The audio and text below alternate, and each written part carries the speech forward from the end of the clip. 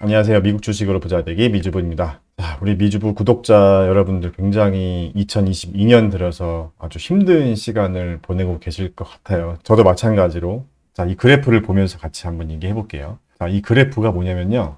S&P 500 지수가 몇 주 연속으로 빠졌는지를 보여주는 그래프인데, 지금 S&P 500이 지난주 5월 20일 지난주까지 해서 7주 연속 하락했다고 합니다. 7주 연속. 지금 가장 많이 연속으로 하락한 게 언제였는지 봤더니 최근 한 20년 사이에 IT 버블 때 8주 연속 하락했었고요. 굉장히 역대급 우리가 하락장에 지금 있다고 보시면 될 것 같아요. 2020년 코로나 때도 한 4주 연속 하락하다가 우리가 반등했었잖아요. 그러니까 지금 그만큼 우리가 굉장히 길고 지루한 지금 약세장으로 들어가냐 마냐 굉장히 힘든 그 시기를 보내는 것 같은데, 자, 그래서 2020년 코로나 때를 제가 봤거든요. 굉장히 또 주가가 많이 빠졌었잖아요. 나스닥 같은 경우는 고점 대비 한 30% 정도 빠졌었더라고요. S&P 500이 고점 대비 35% 정도 빠졌었고, 근데 지금 현재 상태가 어느 정도인지를 한번 제가 봤어요. 자, 이것도 제가 만든 템플릿인데, 제가 이 템플릿도 저희 스터디원 분들에게는 공유를 해드렸습니다. 그래서 제가 이 날짜를 바꿔볼게요. 제가 보니까 2021년 12월 27일 정도가 고점이었더라고요. 그래서 이렇게 날짜를 한번 바꿔보겠습니다. 자, 이렇게 바꿔보면 나스닥 같은 경우가 고점 대비 거의 28.45% 정도 빠진 상태거든요. 자, 그래서 이 정도 수준이면요, 코로나 팬데믹 수준으로 지금 시장이 굉장히 많이 하락했다, 우리가 이렇게 볼 수 있잖아요. 자, 그리고 이 기간 동안 섹터별로는 어땠는지를 한번 봤더니, 자, 여기 보시면요, 소비재 부분이랑 커뮤니케이션 섹터, 그리고 IT 섹터가 가장 많이 빠졌더라고요. 그 다음에 4위가 부동산, 그 다음에 5위가 금융, 파이낸셜 쪽도 생각 외로 많이 빠졌더라고요, 보니까. 그리고 이제 수익이 가장 좋았었던 섹터들 탑 3 정도를 보면요, 역시 에너지 섹터가 굉장히 수익률이 좋았습니다. 자, 2위가 유틸리티 섹터인데요. 유틸리티나 에너지 섹터 같은 경우는 모두 이 인플레이션 구간에 강한 종목이잖아요. 자, 그래서 확실히 지금 미국 증시가 인플레이션이나 경기 침체 구간으로 가고 있는 것 같긴 합니다. 심지어 수익률 3위 같은 경우가 단기국채, 샤이, 얘가 수익률 3위인데 그나마 플러스도 아닙니다. 얘도 마이너스예요. 지금 2022년 들어서는 굉장히 힘든 지금 시간을 보내고 있다, 이렇게 보시면 될 것 같고요. 자, 그러면 우리가 이제 이런 생각을 또 해볼 수 있잖아요. 지금 주식 투자를 처음 시작하시는 분들은 이런 걸 또 저한테 물어보시더라고요. 제가 잘 알지도 못하지만 지금이 바닥이냐, 이런 걸 물어보세요. 워렌 버핏도 그런 거 잘 모른다고 했잖아요. 그러니까 우리가 바닥을 자꾸 예측하려고 할 필요는 없는 것 같아요. 우리가 이제 이런 수치적으로만 보면 2022년 들어서 S&P 500이 8주 연속 하락을 했다. 자, 20년간 수치로 봤을 때도 거의 역대급 수준이다. 자, 그러면 지금 현재 경제 상황이 이 정도 수준까지 될 정도인가? 이런 부분들을 우리가 생각해 볼 필요가 있을 것 같고요. 바닥을 맞추려고 하는 것보다는 단기적인 관점에서 매달 적립식으로 한 1년 정도를 보면서 투자를 하신다면 굉장히 낮은 가격에 잘 들어가는 게 아닐까, 이런 생각을 해볼 수 있고요.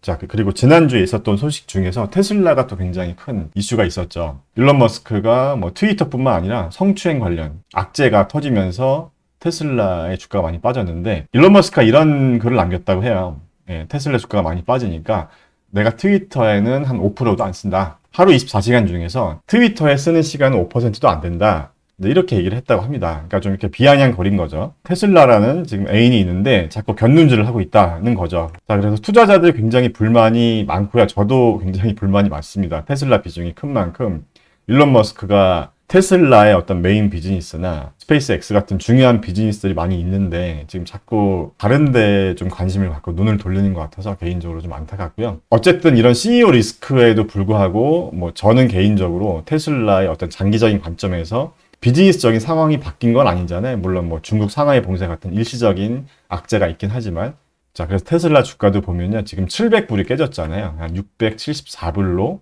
예, 이 정도 수준이면요, 시간을 1년 6개월 정도로 되돌렸다고 보시면 됩니다. 지금 테슬라에 투자를 하시는 분들은 1년 6개월 전 가격, 할인된 가격에 들어갈 수 있다, 이렇게 보시면 될 것 같아요. 일론 머스크가 하는 짓은 마음에 안 들지만 여전히 테슬라라는 기업이 가지고 있는 어떤 잠재적인 펀더멘털은 좋게 보고 있지만, 그래도 이렇게 개별 종목에 투자할 때는 우리가 이런 CEO 리스크들도 감당하고 좀 투자를 해야 될 것 같고요.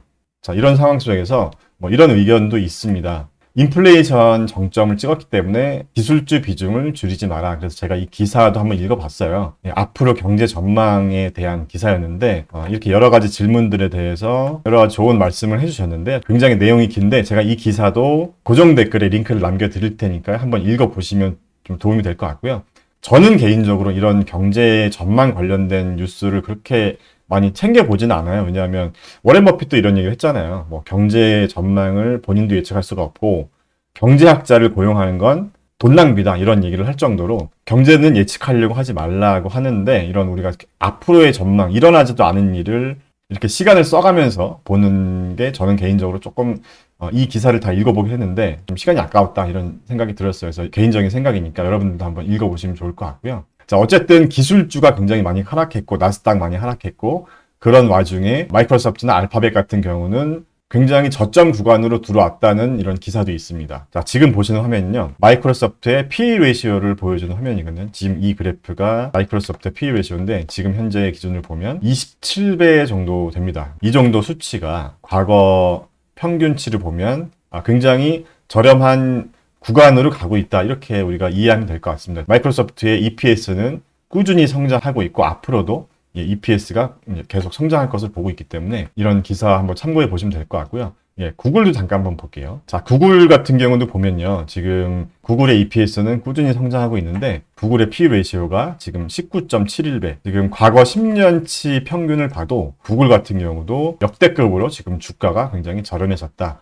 이렇게 보시면 될 것 같아요. 그래서 지금 이 기사도 마이크로소프트나 알파벳 굉장히 우량한 기술주들 역사적 저점이다 이렇게 얘기를 하고 있잖아요. 그래서 우리가 이런 부분 한번 참고해 보시면 될 것 같아요. 지금 주가가 많이 빠져서 힘들긴 하시겠지만 굉장히 우량한 기업들을 할인된 가격에 또 살 수 있는 그런 기회로 우리가 활용할 수 있기 때문에 보시면 될 것 같습니다. 그래서 저 같은 경우는 최근에는 어떤 새로운 종목을 발굴하고 이런 개념보다는 여러 가지 자산 배분 전략에 대한 공부를 좀 했었어요. 그래서 지금 이것도 제가 만든 템플릿인데 그냥 재미로 한번 보세요. 뭐 이렇게 하시라는 건 아니고 지금 제가 한번 재미로 이렇게 해본 거예요. 그러니까 2022년부터 주가가 많이 빠졌잖아요. 우리가 자산 배분 전략 중에 뭐 추세 추정 전략이라고 있는데, 그러니까 예를 들어서 상승하는 자산은 계속 보유하고 하락하는 자산은 공매도를 한다. 뭐 이런 얘기인데 한마디로 하락하는 자산에 대해서는 인버스 상품 같은 거를 우리가 매입하는 방법으로 숏을 할 수가 있잖아요. 그래서 이렇게 한번 준비를 해봤는데 지금 보시면 다우존스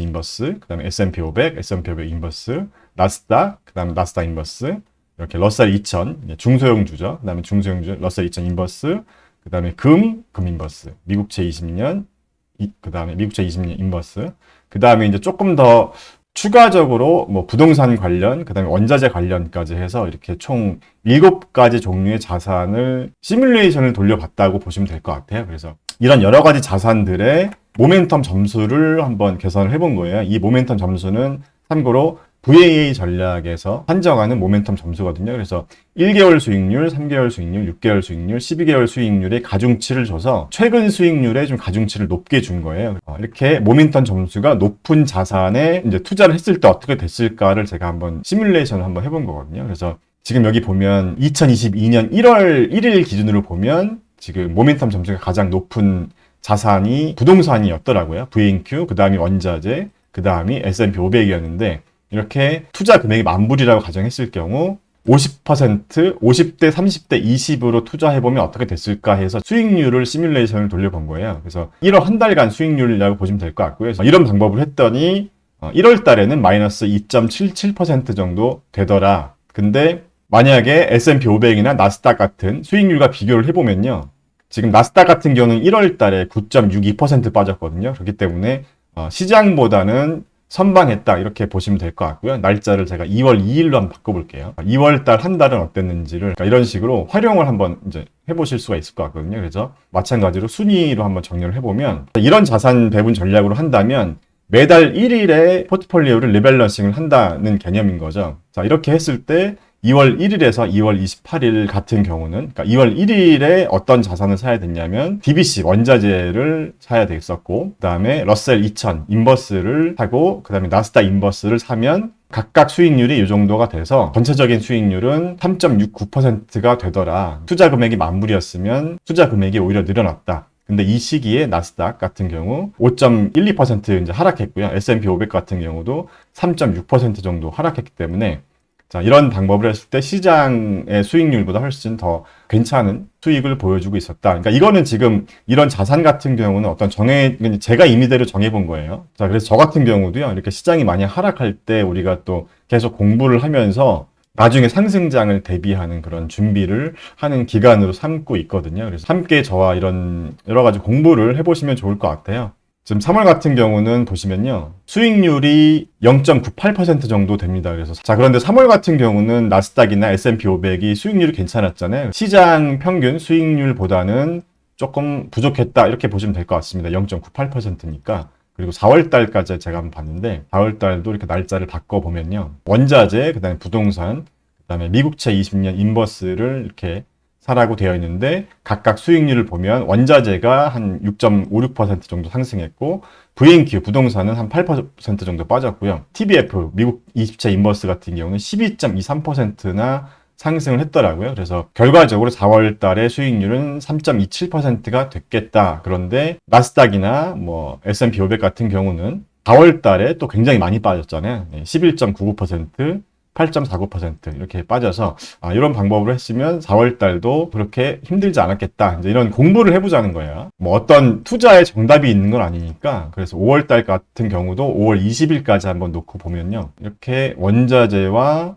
조금 바뀌었죠. 지난달이랑. 그래서 DBC, 원자재, 그 다음에 미국채 20년 인버스, 그 다음에 나스닥, 인버스, PSQ 이렇게 매입을 했으면 5월 달 20일까지 수익률이 1.47%. 지금 5월 같은 경우도 나스닥이 9.36% 하락했고 스파이가 6%나 하락했잖아요. 그래서 이런 방법으로 했으면 2022년에 오히려 자산을 더 불릴 수 있었겠다. 이제 이런 공부용으로 제가 한번 만들어 본 거고요. 자, 제가 이 템플릿도요. 미주부 채널을 후원해 주시는 채널 회원분들에게도 공유를 해 드렸으니까 한번 활용법은 제가 했던 방법대로 한번 활용해 보시면 될 것 같습니다. 지금 제가 공유해 드리는 이런 템플릿들은 다 보기 전용으로만 공유를 해 드리기 때문에 여러분들이 이렇게 파일 메뉴에서 여기 사본 만들기를 하셔가지고 별도로 저장을 하신 다음에 활용을 하셔야 이렇게 수정을 하실 수가 있어요. 저처럼. 투자 금액도 여러분이 변경해 보실 수 있습니다. 이렇게 한 3만 불 뭐 이렇게 바꿔보면 이렇게 바뀌거든요. 그래서 여러분의 포트폴리오를 뭐 이런 전략으로 뭐 다 할 필요가 없고, 그러니까 내가 만약에 한 1억 원 정도를 갖고 있다면 한 30% 정도는 뭐 이런 여러 가지 전략, 자산 배분 전략을 활용해 보고 나머지 뭐 예를 들어서 한 50% 정도는 내가 좋아하는 어떤 기업들, 뭐 테슬라나 뭐 구글이나 마이크로소프트 같은 앞으로 굉장히 큰 성장이 기대되는 또는 시장의 평균적인 수익을 이길 수 있는 그런 기업에 투자하겠다라는 자산 배분 전략 차원에서 한번 접근해 보시면 좋을 것 같아서 이 템플릿도 공유를 해 드리겠습니다. 감사합니다.